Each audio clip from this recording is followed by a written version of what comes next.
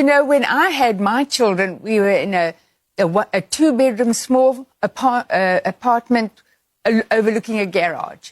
And then the next year, I have the second child, we had an apartment with a view. And then by the third child, we could get a two-bedroom house. And you just, as you move on, you start doing better and better. But people, you don't have to go to the movies. You don't have to go out for dinner. You can just spend time with the most wonderful gifts you can ever have. Exactly. As a children. You said. Argue the point. You don't have to have a chip in your head. You don't have to have a chip in your head. Mindless, soulless slaves equals faster production, less time spent questioning and complaining, more time spent making more money for them to hoard. An efficient slave worker that does what is told without question, follow the rules of the company. After all, AI has already begun to take jobs. I don't know if you heard about that Chinese robot that was organizing a rebellion, but it seems like, what can you do to keep a worker in line? What if there was a way to sever the worker's mind so the employee could have their consciousness divided into two? The innie who works at the company and the outie who exists on the outside. If you're not hip already, I'm putting you on, because I know bangers. Apple TV show Severance. Season 2 will be premiering January 17th, 2025. If you watch Season 1, comment whether or not you would go through the severance procedure for a job. Go check this out. Just a heads up, there will be spoilers because this is Cinema Conspiracy Corner, where I share my thoughts and my opinions. Stick around for conspiracies too. I'm just simply starting the conversation at the corner. I'm Akira Ninks. Let's get into Severance Season 1. Season 1 overall was absolutely great, especially when I came across it during a drought in good TV series. I think that was around the time of the writer's strike. The good awkward scenes enhance wanting to know more.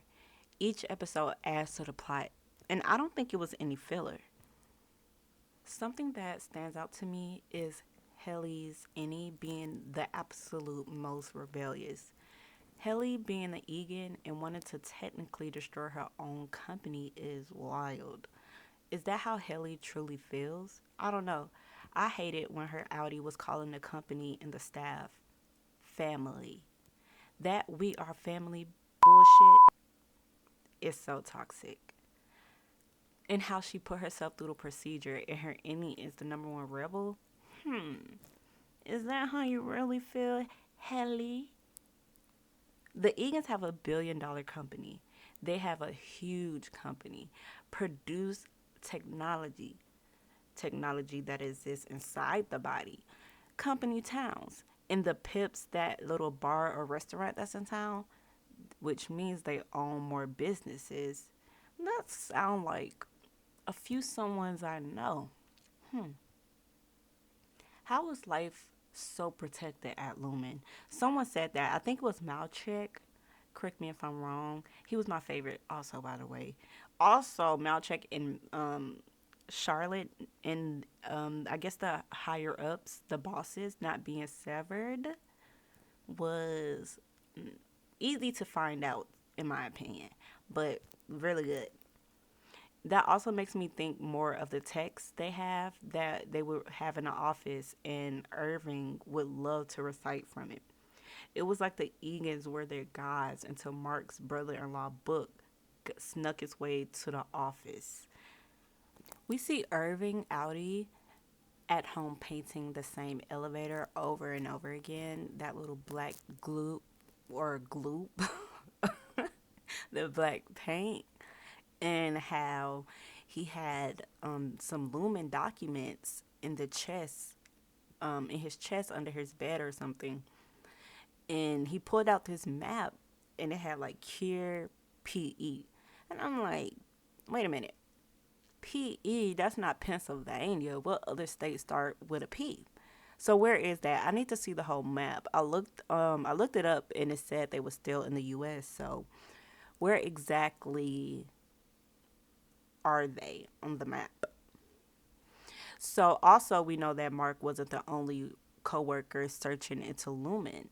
Well, his Audis. Charlotte nearly worshiping the Egan's and crashing out was not surprising. Stealing a baby is weird, which is why I'm happy that Mark's sister knows that this Lumen shit gets deep. Who exactly is on the board? Did Mark ever get out that his wife was alive? He already took forever just to go talk to his sister. That was so irritating. Ugh. But Gemma got sent to the testing floor. What does that even look like? What are the other departments? How many are they? What the heck is every department doing? I need those answers. The fact that overtime contingency is named that is pretty neat. Overtime, just work, work, work. You wake, you work. You sleep, you work. Shoot, they ever trying to get us to work in our sleep. Did y'all even see that little thing they're trying to do so we can read our emails in our sleep? Like, what the actual fluck? I currently work a corporate job, and Severance reminds me of my life, especially when I had to go to the office. No lie, I had to get in the elevator too. The fact that we get paid and spend our money just for it to go back to our masters is crazy. They're literally trying to control our lives. Work for them, live in their little company towns while they string us along with poor pay. Elon Musk's mother just sat there and said, have more babies even though you can't afford it because we need more people to work for us. Slavery never ended.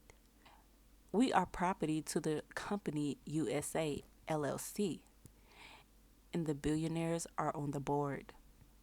I'm going to go ahead and suggest that you go down the rabbit hole of why your name is in all caps, your birth certificate, and your social security card, aka the bank numbers on the back. Go ahead and deep dive down that thing right now.